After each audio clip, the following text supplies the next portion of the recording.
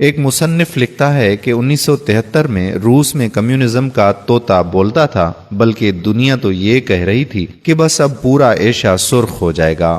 ان دنوں میں ہمارے ایک دوست ماسکو ٹریننگ کے لیے چلے گئے۔ وہ کہتے ہیں کہ جمعے کے دن میں نے دوستوں سے کہا کہ چلو جمعہ ادا کرنے کی تیاری کرتے ہیں، تو انہوں نے کہا کہ یہاں مسجدوں کو گودام بنا دیا گیا ہے، 1-2 مساجد سیاحوں کا قیام گاہ بنا دیا گیا ہے، صرف 2 ہی مسجد اس شہر میں بچے ہیں جو کبھی بند اور کبھی کھلے ہوتے ہیں۔ میں نے کہا کہ آپ مجھے مساجد کا پتہ بتا دیجئے، میں وہیں چلا جاتا ہوں اور جمعہ ادا کر لیتا ہوں۔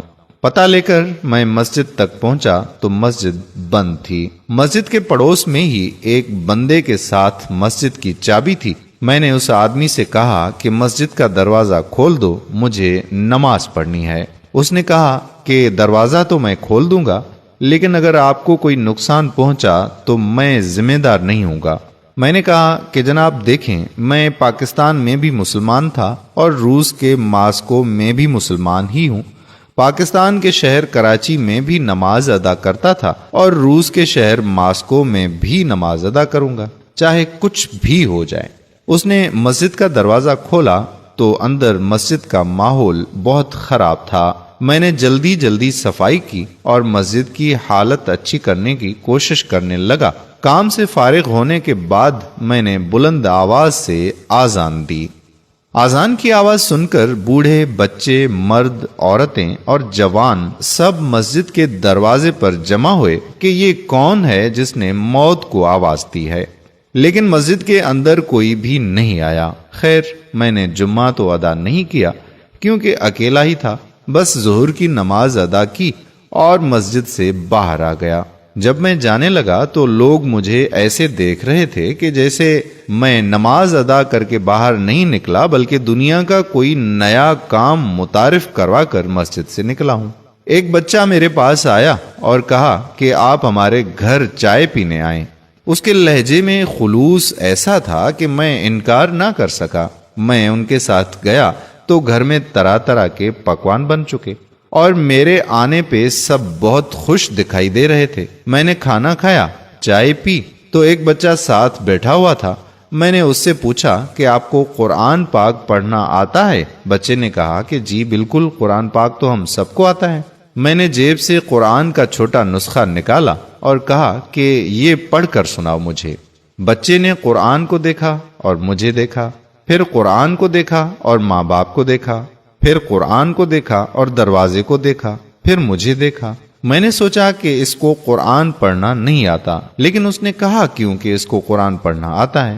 میں نے قرآن پاک کی ایک آیت پر انگلی رکھی اور میں نے کہا بیٹا یہ دیکھو، اور میں نے قرآن پاک کی ایک آیت پر انگلی رکھی تو وہ فر بولنے لگا، بنا قرآن پاک کو دیکھے ہی پڑھنے لگا۔ مجھے حیرت کا ایک شدید جھٹکا لگا کہ یہ تو قرآن کو دیکھے بنا ہی پڑھنے لگا۔ میں نے اس کے والدین سے کہا کہ حضرات یہ کیا معاملہ ہے؟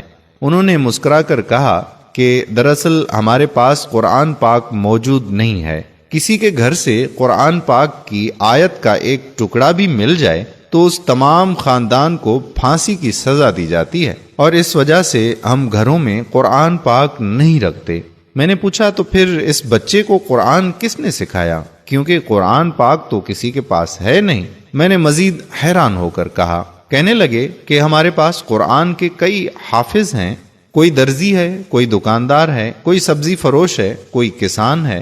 ہم ان کے پاس اپنے بچے بھیج دیتے ہیں محنت مزدوری کے بہانے۔ وہ ان کو الحمدللہ سے لے کر والناس تک زبانی قرآن پڑھاتے ہیں، اور ایک وقت ایسا آ جاتا ہے کہ وہ حافظ قرآن بن جاتے ہیں۔ کسی کے پاس قرآن کا نسخہ نہیں ہے، اس لیے ہماری نئی نسل کو ناظرہ نہیں آتا، بلکہ اس وقت ہماری گلیوں میں آپ کو جتنے بھی بچے دکھائی دے رہے ہیں یہ سب کے سب حافظ قرآن ہیں۔ یہی وجہ ہے کہ جب آپ نے اس بچے کے سامنے قرآن رکھا تو ناظرہ کر کے اس کو پڑھنا نہیں آیا، لیکن جب آپ نے آیت سنائی تو وہ فر بولنے لگا۔ اگر آپ نہ روکتے تو یہ سارا قرآن ہی پڑھ کر آپ کو سنا دیتا۔ وہ نوجوان کہتا ہے کہ میں نے قرآن کا ایک نہیں بلکہ کئی ہزار معجزے اس دن دیکھے۔ جس معاشرے میں قرآن پاک گھر میں رکھنے پر بھی پابندی لگائی گئی تھی، اس معاشرے کے ہر بچے، بوڑھے، مرد و عورت کے سینوں میں قرآن حفظ ہو کر رہ گیا تھا۔ میں جب باہر نکلا تو کئی 100 بچے دیکھے اور ان سے قرآن سننے کی فرمائش کی تو سب نے قرآن سنا دی۔ میں نے کہا، لوگو، تم نے قرآن رکھنے پر تو پابندی لگا دی، لیکن جو سینے میں قرآن مجید محفوظ ہے اس پر پابندی نہ لگا سکے۔ تب مجھے احساس ہوا کہ اللہ پاک کے اس ارشاد کا کیا مطلب ہے کہ بے شک یہ ذکر یعنی قرآن ہم نے نازل فرمایا ہے اور بے شک ہم ہی اس کی حفاظت کرنے والے ہیں۔ سبحان اللہ۔ آپ تمام احباب سے پرزور اپیل ہے کہ اس ویڈیو کو دل کھول کر شیئر کریں۔ آپ کا 1 سیکنڈ لگے گا اور لوگوں کے علم میں اضافہ ہوگا اور اس کار خیر کا سبب آپ بنو گے۔ جزاک اللہ خیرہ۔ آنے والی ویڈیو تک ہمیں دیجیے اجازت۔ اللہ حافظ۔